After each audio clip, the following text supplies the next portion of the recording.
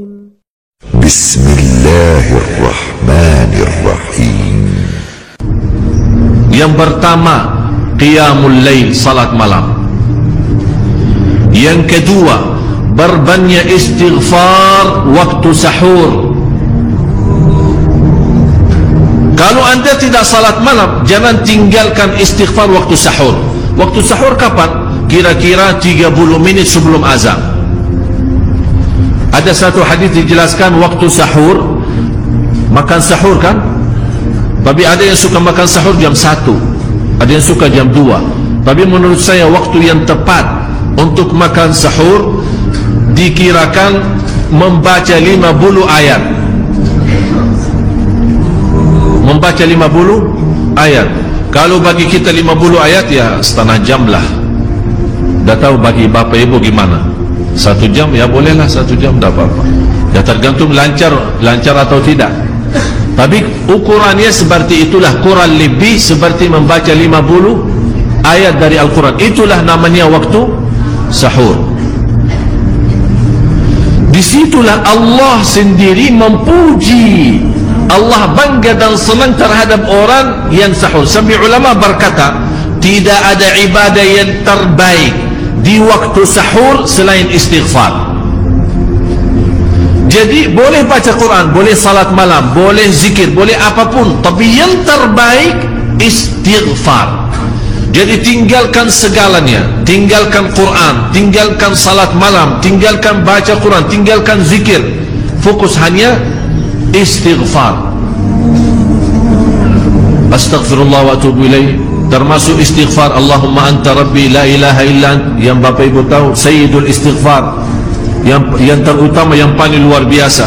Allahumma anta rabbi la ilaha illa anta khalaqtani wa ana abduka wa ana ala ahdika wa wa'dika mastata'at a'udhu bika min syarri ma sana'at abu'u laka bi ni'matika alayhi wa abu'u bi dhanbi faghfirli fa innahu la yaghfiru dhunuba. Ya Allah, kalau kita fahami doa ini luar biasa. Oleh karena itu kata Rasulullah, barang siapa yang membaca sayyidul istighfar kemudian di malam hari dengan keyakinan dia meninggal habis baca istighfar, masuk surga. Masuk surga. Berarti ini salah satu doa yang menjaminkan dengan mudah masuk surga. Yang ketiga, berbanyak sedekah. Sebenarnya bukan istilah berbanyak sedekah. Kadang-kadang orang bersedekah 100 juta, udah saya sudah bersedekah 100 juta. Bukan itu.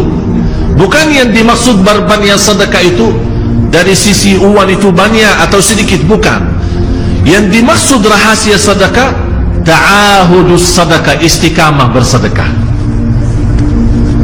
Istiqamah itu tidak menjadi masalah besar maupun kecil, itu tidak menjadi masalah. Karena bagi Allah tidak ada artinya besar maupun kecil, kita tidak memberikan kepada Allah karena Allah Maha Kaya. Tapi rahasia sedekah itu kita terus menerus sedekah, siang, pagi, malam, siang, pagi, malam, pagi, besok, terus minggu depan, tidak pernah berhenti. Setiap ada kesempatan selalu kita membawa sedekah. Itu namanya ta'ahudus sedekah. Jadi bapak ibu, jangan nunggu hari tertentu, bulan tertentu, malam tertentu kita bersedekah. Jangan. Setiap kita merasa ada berita baik, ada berita maupun ada berita buruk yang menyakiti perasaan kita di rumah tangga kita, anak kita, suami kita, istri kita, apapun, langsung segera sedekah. Disitulah rahasianya. Ikatkan seolah-olah kita sudah membuat perjanjian antara diri dan sedekah dalam segala hal, hal senang maupun hal tidak, hal bahagia maupun hal sedih, hal bangga maupun hal lagi menghadapi kesusahan, kesulitan, selalu sehat dan sakit. Terus yang keempat, zikir, berzikir pagi hari dan sore hari. Berzikir pagi hari dan sore hari. Ini 4 hal bapak ibu. Berdiri malam hari, itu yang namanya tahajud, banjamnya atau lamanya berdiri. Berbanyak istighfar waktu sahur. Yang ketiga, berbanyak sedekah. Yang keempat adalah berzikir di pagi hari maupun petang hari. Jadi Bapak Ibu, saat kita berdiri lama, walaupun baca satu ayat diulangi berkali-kali, walaupun baca surah pendek tapi diulangi berkali-kali, tidak menjadi masalah. Bapak Ibu hanya hafal qulhu, qulhu dibaca 3 kali, pahalanya seperti baca Al-Quran 30 juz. Ada seorang salih mengajak kawannya, sudah mendekati subuh, ayo bangun salat malam dan baca sepertiga Al-Quran. Langsung orang itu menjawab, bagaimana saya baca, sebentar lagi mau azan. Bacalah qul huwallahu ahad, salat malam dan qul huwallahu ahad. Allah maha adil dan Allah maha kasih sayang.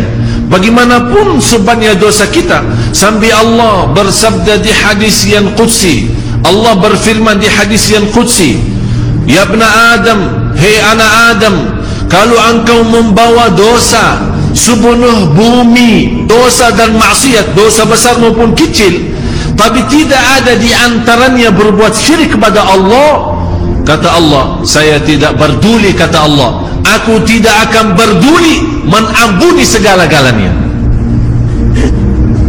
Artinya bagi Allah sangat kecil dosa itu yang sepenuh dosa bumi. Coba bayangkan seluas bumi berapa sih?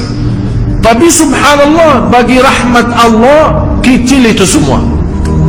Dengan syarat jangan berbuat syirik besar, bersentuhan hak Allah subhanahu wa ta'ala. Manusia terhadap ilmu 4 golongan, 4 kelompok. Yang pertama, dia tahu dirinya belum tahu. Yang kedua, dia tidak tahu, dia tidak tahu. Yang ketiga, dia tahu dirinya tahu. Yang keempat kira-kira apa? Dia tahu, tidak tahu. Itulah qul hal yastawi alladhina ya'lamuna walladhina la ya'lamun. Apakah tahu, apakah sama orang yang tahu sama yang tidak tahu? Berarti yang tahu 2 golongan, yang tidak tahu juga. Yang tahu dirinya tidak tahu, ada yang tahu dirinya sudah tahu. Ada yang tidak tahu dirinya tidak tahu, ada yang tidak tahu dirinya tahu. Mudah-mudahan Bapak Ibu di hari ini diberikan oleh Allah kecerdasan fikiran, bisa memahami ayat ini. Menurut saya, kalau kita benar-benar mau memperbaiki kehidupan kita dan juga mau memperbaiki negeri kita, kuncinya salat malam.